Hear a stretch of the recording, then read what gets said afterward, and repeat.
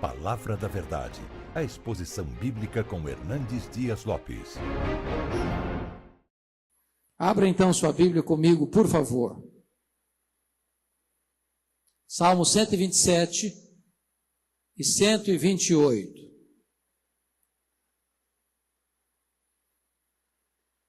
Esse texto diz assim: se o Senhor não edificar a casa, em vão trabalham os que edificam. Se o Senhor não guardar a cidade, em vão vigia a sentinela. Inútil vos será levantar de madrugada, repousar tarde, comer o pão que penosamente granjeastes.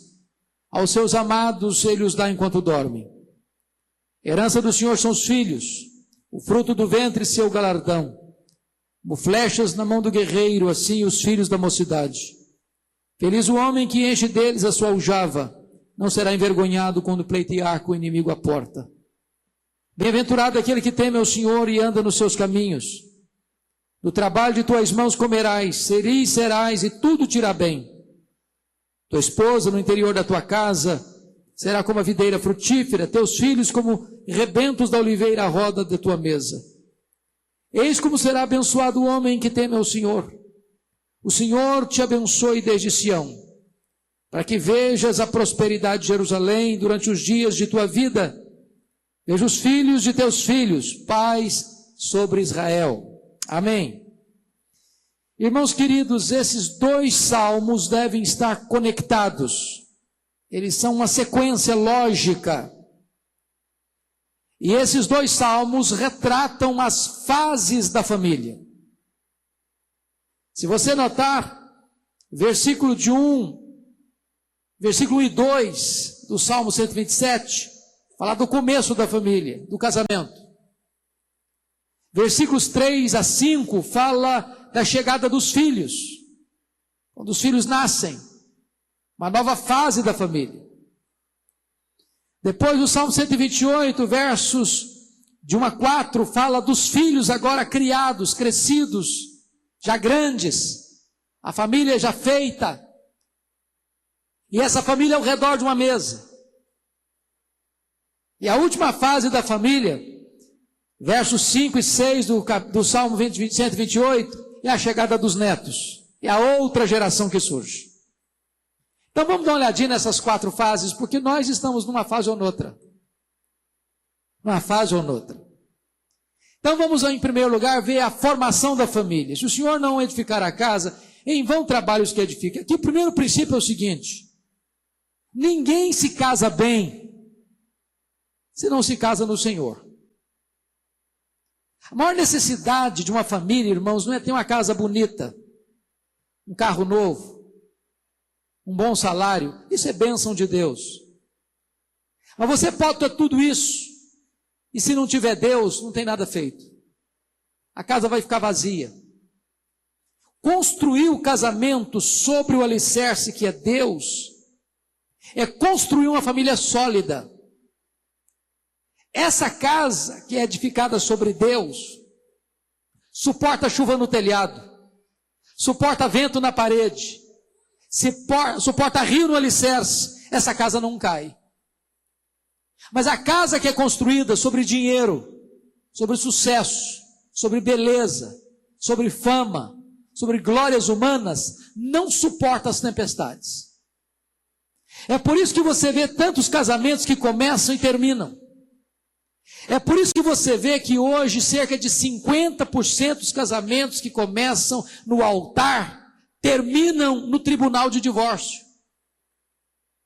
É por isso que você vê tantos casais que fazem juras de amor no altar, traindo um ao outro. E o ministro da Saúde do Brasil disse que, no ano passado, que mais de 40% da população brasileira tem até 10 parceiros sexuais. Isso é um colapso. Isso é um caos. Por quê? Porque esse casamento não foi construído sobre a rocha. Porque esse casamento não foi edificado sobre Deus. Então, a maior necessidade de um casal é da presença de Deus. E eu não sei como é que você tem feito na sua casa, mas eu encorajo você a orar com a sua esposa, orar com o seu marido. Casal que ora junto e enfrenta a luta junto, e vence junto. O elo de ligação da nossa casa tem que ser Deus, irmãos. O princípio que deve reger a nossa casa deve ser a palavra de Deus. Então restabeleça o culto doméstico na sua casa. Levante o altar da oração na sua casa. Põe as coisas em ordem na sua casa, mas coloque Deus no centro, coloque Deus no alicerce, coloque Deus como fundamento. Porque se o Senhor não edificar a casa, seu trabalho vai ser vão. Você vai construir para o nada. Você vai edificar para o desastre. Tudo que se vai juntar não vai fazer sentido para você, não vai preencher o vazio do seu coração, e você vai ficar vulnerável, como uma casa construída sobre areia.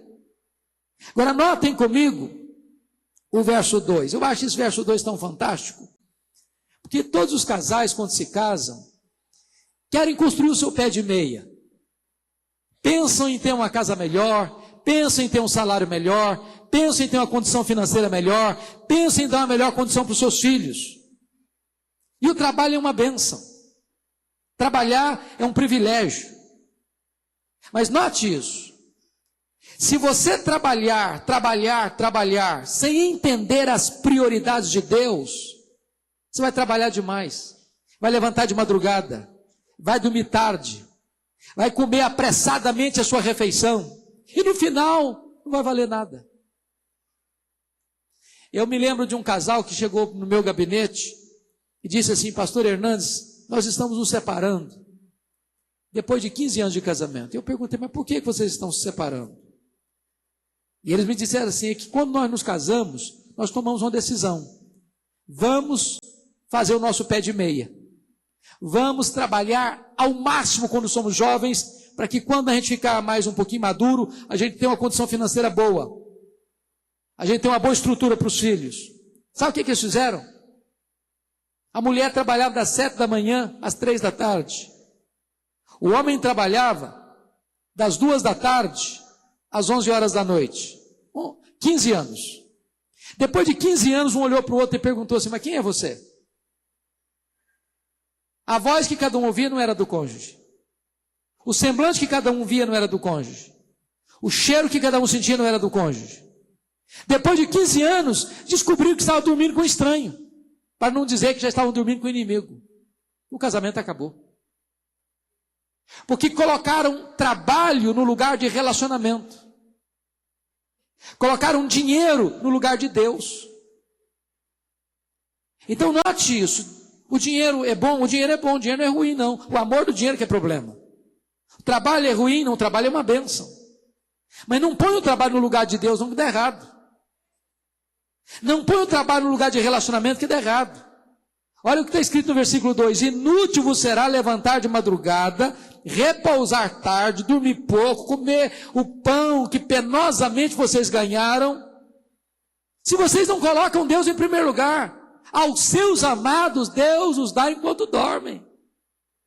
Deixa eu dizer uma frase aqui que eu gostaria que você guardasse. Quando você cuida das coisas de Deus, Deus cuida das suas coisas. Quando você busca em primeiro lugar o reino de Deus, as demais coisas são acrescentadas. Quando você dá prioridade àquilo que é prioridade para Deus, Deus sabe qual a sua necessidade. Deus sabe o que você precisa. Deus sabe o que sua casa precisa. Deus é quem é o nosso provedor, irmãos. Então aqui está um princípio. Eu sei que eu estou falando aqui para alguns casais jovens. Eu estou falando talvez para alguns solteiros. Eu estou falando para alguns pais que estão preparando os filhos para se casarem. A nossa geração hoje está muito diferente dos nossos pais. Muito diferente. Rapaz e moça hoje quer casar com tudo pronto, não é verdade? É a cultura nossa. Aí casa tarde, com 30, com 35 anos, que enquanto não tem um apartamento, enquanto não tem isso, enquanto não tem mobília em casa, enquanto tem tudo pronto, não quer casar. Quando eu casei, eu tinha muito amor no coração e sonho para dar. Não tinha nada, tinha um carro velho. Carro velho. Pela graça de Deus, estamos aí vivos, sobrevivemos, 28 anos de casado, Deus nos deu mais do que nós precisamos. Sabe por quê? Que quando você busca as coisas de Deus, Deus cuida das suas coisas. Então ponha Deus em primeiro lugar. Se você botar coisa em primeiro lugar, você vai ter coisas, e as coisas não vão satisfazer você. Você vai ter uma casa bonita, chegar em casa, vai ter um vazio na alma. Deus precisa ocupar o primeiro lugar na sua vida, Deus precisa ser o fundamento da sua família. Aí vem a segunda fase do casamento, segunda fase da família. Confira comigo a partir do verso 3. Herança do Senhor são os filhos, o fruto do ventre o seu galardão. Hoje tem alguns casais que não querem ter filhos, porque filho dá trabalho. Há poucos dias uma pessoa dizia: eu quero curtir minha vida de casado, quero sair com a minha esposa, quero passear, quero ir para um restaurante. Não quero ver menino chorando no meu ouvido. Quero passar a noite sem dormir. Ok, mas você vai ficar velho. E a velhice na solidão não é fácil, não. Eu cheguei essa noite em Natal, eu não dormi essa noite, vim direto. E eu cheguei lá em Natal, fui visitar um lar de idosos evangélicos. Ô, irmãos, me deu uma tristeza tão grande. Vi alguns velhinhos lá, em cima de uma cama, não tem um filho para cuidar. Não tem um filho para cuidar. Não tem um filho para abraçar.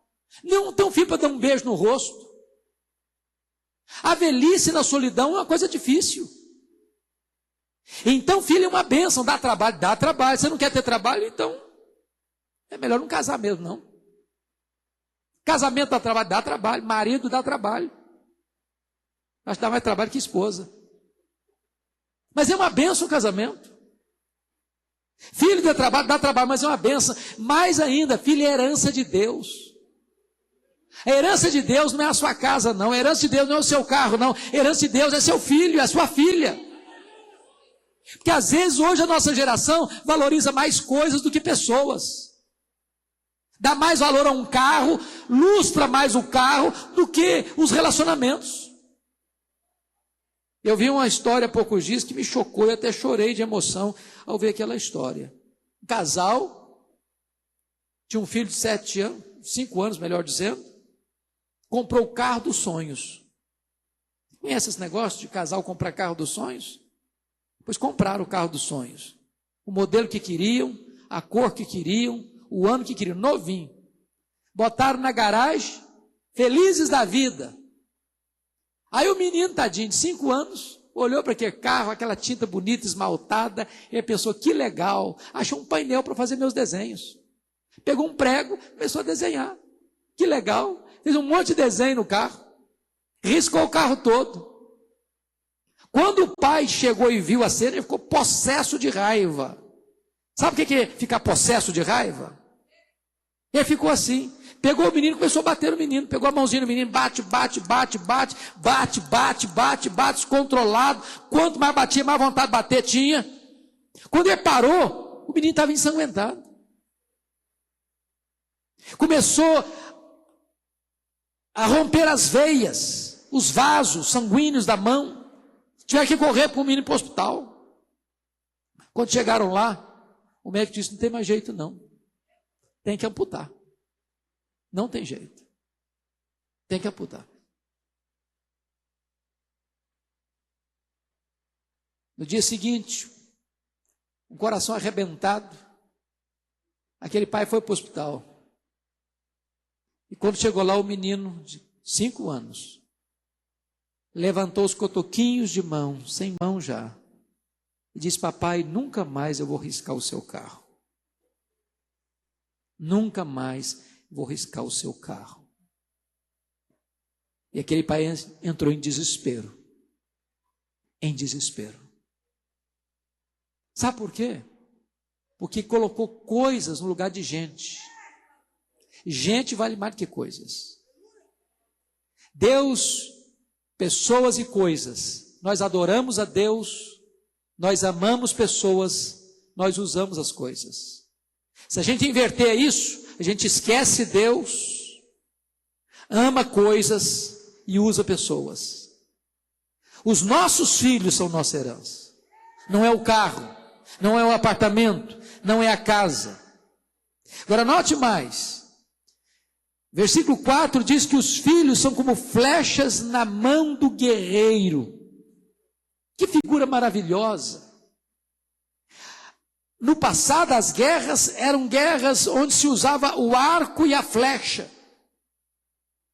E se você parar para pensar no guerreiro, a primeira coisa que o guerreiro tem que fazer é carregar as flechas nas costas. E eu quero dizer para você que pai e mãe carregam os filhos no coração, no ventre, nos braços e no bolso. No bolso. No bolso. Então a primeira coisa é que o guerreiro tem que carregar os filhos. Não dá para gerar filho e largar para lá. Não dá para gerar filho e abandonar. Não dá para gerar filho e jogá-los à sua própria sorte. A segunda coisa que o guerreiro faz é que nenhum guerreiro carrega a flecha só para carregar. O propósito do guerreiro é lançar a flecha. Lançar a flecha. Mas guerreiro não joga flecha fora. Guerreiro joga flecha para longe. Não para pertinho. Sabe o que significa isso? Você e eu, pai e mãe, não criamos filhos para nós mesmos. Nós criamos os filhos para a vida. Nós lançamos os nossos filhos como se lança uma flecha. Para longe. Para longe. Pode ter certeza disso, irmãos. Algumas famílias, por não preparar os filhos para a vida, formam um verdadeiro clã. Aí casa um filho, dá uma puxadinha na casa, bota lá dentro. Casa a filha, faz outra puxadinha na casa e bota lá dentro. Aí nasce os netos, faz outra puxadinha na casa para acolher os netos. E vira uma confusão. Sabe por quê? Tem um ditado popular que diz assim: quem casa, quer casa. É melhor você morar numa tapera do que morar numa mansão com seus pais, com seus sogros. Sabe por quê, gente? Sabe por quê? Marido e mulher, às vezes, dão umas desentendidas. Ou nunca aconteceu com vocês isso? Vocês já são mais crentes do que eu, nunca tiveram, né? Um probleminha. Não é? Não tem hora que você está assim, parece que chupou limão o dia inteiro, está bem mal-humorado? Agora imagine você, se você dá uma palavra meio atravessada com a sua mulher e o sogrão está do lado. Você acha que vai ficar feliz com você, com o genro? Vai gostar disso? Você daqui a 5 minutos se acertou com a sua mulher, está de bem com a vida de novo, está abraçando e beijando, e todo feliz da vida, mas o sogrão não ficou feliz com você não, é que o troço vai durar anos. Anos. Atravessado na garganta dele. Então preste bem atenção nisso. A gente prepara os filhos como uma flecha para jogá-los para longe, não para ficar debaixo da barra da nossa saia, como se diz o outro. Prepara os filhos para a vida. Terceira coisa do guerreiro. O guerreiro não joga a flecha para longe a esmo, não. O guerreiro só joga a flecha no alvo certo. E o que é o alvo certo? Nós criamos os nossos filhos para a glória de Deus. Nós criamos os nossos filhos para que o reino de Deus se expanda. Irmãos, às vezes, sabe o que tem visto hoje na nossa geração? É que muitos pais transferem para os seus filhos as suas frustrações. Eu queria ser isso na vida, não fui, meu filho vai ser. Eu queria ter estudado isso e aquilo, não estudei, meu filho vai estudar. E aí ele projeta no filho tudo aquilo que ele queria ser na vida e não foi. E às vezes ele nem pergunta se essa é a vocação do filho, se o filho tem pendor para isso, se o projeto de Deus para o seu filho é outro, e ele quer moldar o filho dele do jeito dele, ao gosto dele, para realizar os sonhos dele. Nós precisamos criar os nossos filhos para realizarem os planos de Deus, os projetos de Deus, lançando-os na direção da vontade de Deus. Então note isso. Seus filhos são herança. Seus filhos são flechas. Nós temos que investir nos nossos filhos. Investir nos nossos filhos não é apenas dar roupa para eles, não é apenas dar comida para eles, não é apenas dar teto para eles, não é apenas dar educação para eles, porque nós poderemos dar tudo isso se os nossos filhos se perderem. Conforme nós já olhamos agora há pouquinho na história do Ezequias, a coisa mais importante que nós precisamos fazer para os nossos filhos é ganhá-los para Cristo. É que eles conheçam a Deus. É que eles temam a Deus. É que eles sirvam a Deus. Porque os nossos filhos podem ocupar as posições mais altas, os cargos mais elevados, alcançarem o topo da pirâmide social. Se eles não conhecerem a Deus, eles terão riqueza, mas estarão perdidos. Perdidos. Então a segunda fase da família é a fase dos filhos pequenos. Vamos ver a terceira fase? Veja o Salmo 128, versículos de 1 a 3. Agora diz assim: bem-aventurado, feliz aquele que teme ao Senhor e anda nos seus caminhos. Então, preste atenção, uma coisa boa. Como é que começou essa família? Estruturada em Deus. Se o Senhor não edificar a casa, em vão trabalham os que edificam. Mas aí a família continuou a sua história. Os filhos chegaram. Para onde foi essa família? Continuou no temor de Deus. Porque às vezes as pessoas começam bem e depois desviam. Começam bem e depois se afastam. Começam bem e depois têm outras prioridades. Começam bem, mas depois esquecem-se dos compromissos assumidos na presença de Deus. Essa família aqui, ela é bem-aventurada porque ela continua temendo a Deus e andando nos caminhos de Deus. Agora veja o verso 2. Do trabalho de tuas mãos comerás, feliz serás e tudo te irá bem. Agora compara esse verso 2 com o verso 2 do 127. Está lá no 2 do 27, é o seguinte: inútil será levantar de madrugada, dormir tarde, comer o pão que penosamente vocês ganharam, porque Deus dá aos seus santos, aos seus amados, enquanto eles dormem. Deus faz hora extra para você quando você busca em primeiro lugar o seu reino. Agora, essa família está fazendo o que agora? Veja você o 2 do 28. Do trabalho de tuas mãos comerás, feliz serás e tudo te irá bem. O que você vê aqui? Integridade. Não tem esperteza. Eu vou fazer um negócio ilícito aqui, vou ganhar uma bolada. Vou fazer uma falcatruazinha, vou encher o bolso, vou garantir meu futuro.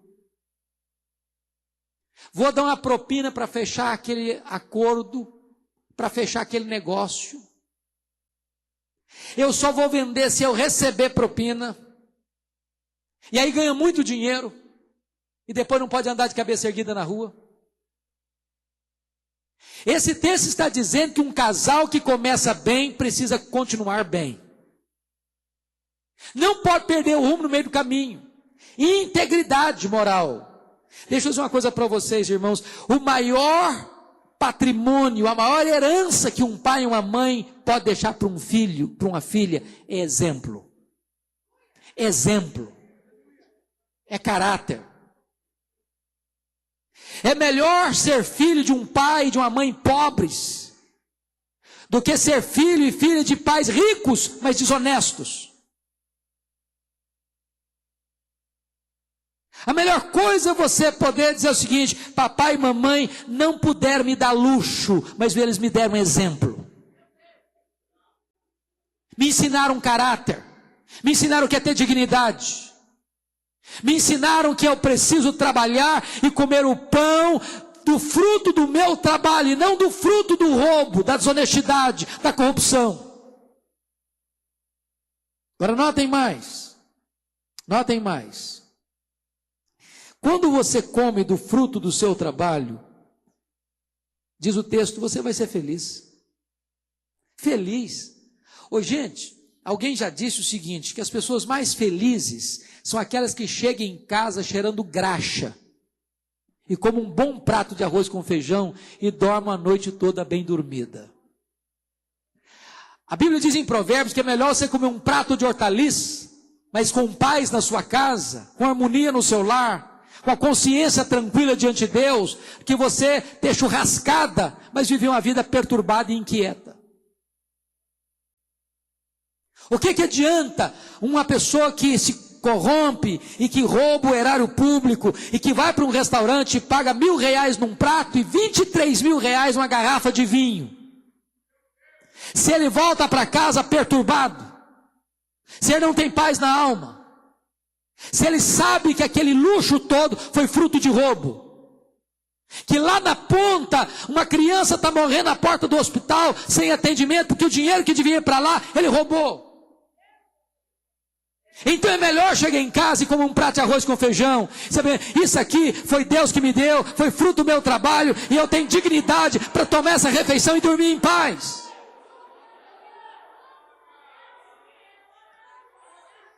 Olha o que está escrito no verso 3. Tua esposa no interior de tua casa será como a videira frutífera. Teus filhos como rebentos da oliveira à roda da tua mesa. Que coisa linda. É você ver uma família criada e unida. Porque quando os filhos são pequenos, a gente bota-os ao redor da mesa, eles querendo ou não. Não é verdade? Senta aqui, menino. Ele senta aqui. Fica ali. Ele fica ali. Sai e vai para lá. Ele vai para lá. Você não faz isso com um rapaz de 18 anos. Você não faz isso com uma moça de 25 anos. Não faz mais.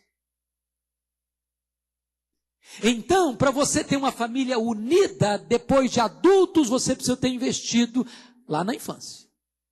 Lá na infância. Há um princípio, irmãos, quando os filhos são pequenos, eles querem ficar com os pais. Quando os filhos crescem, os pais querem ficar com os filhos. O elo de ligação de uma família é a mãe. Você quer ver um exemplo? Quando morre a mulher primeiro e o homem fica viúvo, dificilmente esse homem consegue manter a família unida. Dificilmente. Primeira coisa é que ele não consegue ficar sozinho. O homem não sabe se virar. O homem é um bicho encrencado. É casa de novo. Aí cria duas famílias, uma para lá, outra para cá. E ele luta, mas não consegue manter a unidade.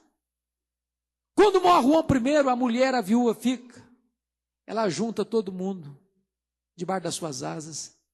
Consegue manter a unidade da casa. Consegue manter a unidade da família. Eu me lembro quando a minha mãe faleceu, eu já era viúva.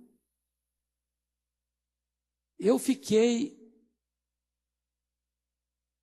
alguns meses indo para lá, desculpa da expressão, mas era igual um cachorro que cai da mudança. Eu estava cá perdido, ia para lá, para cá, para lá, para cá, eu não tinha referência. Não sabia para onde eu ia. Cá perdido. A mãe tem essa capacidade de costurar a unidade. Os filhos ao redor da mesa, a mãe ali, presente, amiga, conselheira, intercessora, elo de ligação, elo de união. Então, mulher, entenda esse papel importante que Deus lhe deu.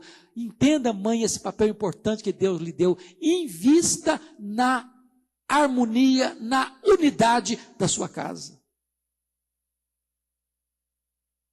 E aí, se você perceber, o texto termina nessa fase dos filhos adultos com uma exclamação: eis como será abençoado o homem que teme ao Senhor. Como assim, eis como será abençoado? O que está acontecendo nessa casa? Primeiro, trabalho, honestidade, felicidade, harmonia, relacionamento gostoso entre os membros da família. Você quer uma coisa melhor que isso?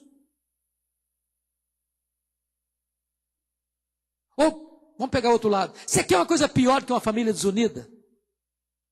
Onde se ajunta para pior, como diz lá em Coríntios. Onde está junto, está brigando. Igual porco espinho. Se encostar um no outro, espeta.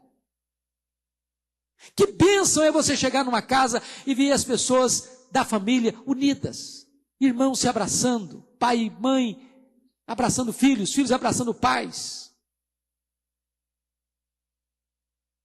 Talvez pegando aquela cultura antiga dos nossos pais, um filho chegar até hoje, barba na cara, dizer: bênção pai, bênção mãe. É bonito isso. Alguém diz: é cafona, não importa se é cafona, é bom. é importante. Não importa se seu pai é quadrado ou redondo, se a sua mãe é quadrada ou redondo, respeite seu pai, respeite sua mãe. Quando você honra seu pai e sua mãe, Deus abençoa a sua vida. Esse é um mandamento com promessa, é o primeiro mandamento com promessa. Deus dá para você bem-aventurança, Deus dá para você longevidade. Essa família está unida. Isso é uma bênção e é uma exclamação.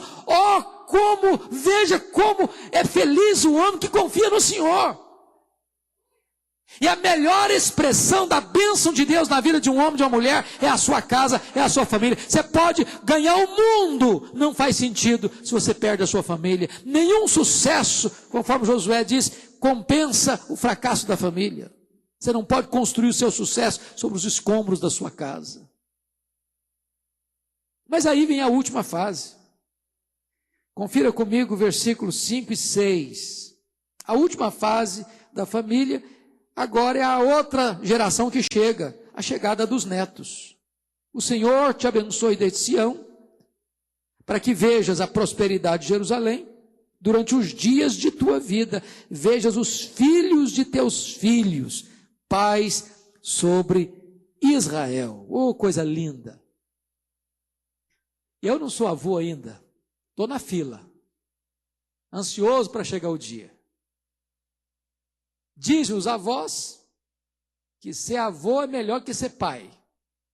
Dizem as avós que ser avó é melhor que ser mãe. Você já pensou que alegria que é? Você perceber que a sua descendência está se prolongando na terra? Que a sua geração não vai ser cortada como a geração de Ezequias foi cortada? De você saber que os seus filhos geraram filhos, e que os filhos de seus filhos vão gerar mais filhos, e que Deus vai perpetuar sua memória e sua geração na história? E de você poder agora, como Abraão, ter o compromisso de que as futuras gerações vão conhecer a Deus, e você ver seu neto, e talvez amanhã seu até bisneto, e você saudar de longe a promessa. Eu sei que Deus é fiel, e Deus vai cumprir a promessa, e a minha geração vai ser bem-aventurada na terra. Porque Deus prometeu de abençoar até 1000 gerações daqueles que o amam. Que privilégio, irmãos.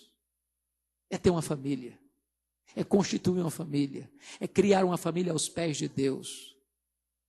É entender que Deus tem que vir primeiro, que o reino de Deus tem que vir primeiro, e que Deus é quem nos dá prosperidade, é Deus quem adestra as nossas mãos para adquirirmos riqueza. E quando você cuida das coisas de Deus, Deus cuida das suas coisas, e aí os filhos nascem, e você investe neles, eles são herança de Deus, você os prepara para a vida, e quando você os prepara para a vida, eles estão grandes, mas estão unidos em casa, eles são amigos, eles são companheiros, a mãe está junto, o pai está junto, ele é feliz, ele é bem-aventurado, e agora vem os netos, e os netos vão prosseguir nessa mesma pegada, nessa mesma jornada de conhecer a Deus e de tornar Deus conhecido.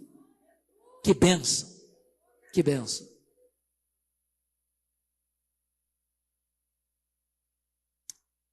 Como é que está a sua família? Como é que está a sua casa? Qual dessas 4 fases aqui é a sua? Você está começando? Quem está começando aqui? Levanta a mão. Quem está começando? Casamento, casalzinho de novo. Só tem? Pouca gente. Aqui, tem alguns aqui. Tem alguém solteiro aqui? Solteiro? Epa, alguns. Deus abençoe. Casamento abençoado. Maravilha. Deixa eu dizer uma coisa para vocês que Agostinho de Hipona me ensinou, pastor. Agostinho de Hipona, que viveu lá no 5º século, ele disse assim: nós devemos educar os nossos filhos 20 anos antes deles nascerem. Entenderam o que ele falou? Você educa o seu filho 20 anos antes dele nascer. Então, o estilo de vida que você está levando, meu filho, já começou a educação dos seus filhos. Sabe por quê? Amanhã seu filho vai perguntar para você: ô papai, como é que era a sua juventude, hein? Como é que você foi como jovem? E adolescente? Você respeitava seu pai, você obedecia a mamãe? Ou você era um filho rebelde? Aí você não pode mentir. Ah, meu filho, papai era complicado, papai não respeitava papai e mamãe, não. Ah, então o senhor não vem dar uma de valentão para cima de mim, não, moralista, não, porque o senhor não serve de exemplo para mim, não. Olha que complicação. Mas é bom quando você está chamando a atenção do seu filho, olha, deixa eu dizer uma coisa, filho, papai já foi jovem com você, papai já foi adolescente com você, e papai, na época dele, respeitava papai e mamãe, papai falava, às vezes não precisava nem falar não, bastava um olhar, já era suficiente. Exemplo, exemplo. Quem está na segunda fase aqui, filhos pequenos em casa? Quem está? Levanta a mão. Ok, bastante gente. Então, entenda isso, seus filhos são herança de Deus, cuida deles. Herança de Deus, o maior presente de Deus para vocês. Prepara os seus filhos para a vida, para andar com Deus. Não tente criar seus filhos para vocês, não. Não faça da casa de vocês um clã. Vai vir uma confusão depois. Prepara os seus filhos para eles serem lançados para atender o projeto de Deus. Quem tem filhos grandes, adultos aqui, levanta a mão. Filhos adultos. Ok. E aí, está tudo bem lá em casa? São amigos, são unidos? Dá para sentar ao redor da mesa sem sair uma briga? Dá para comer uma macarronada no domingo e todo mundo feliz?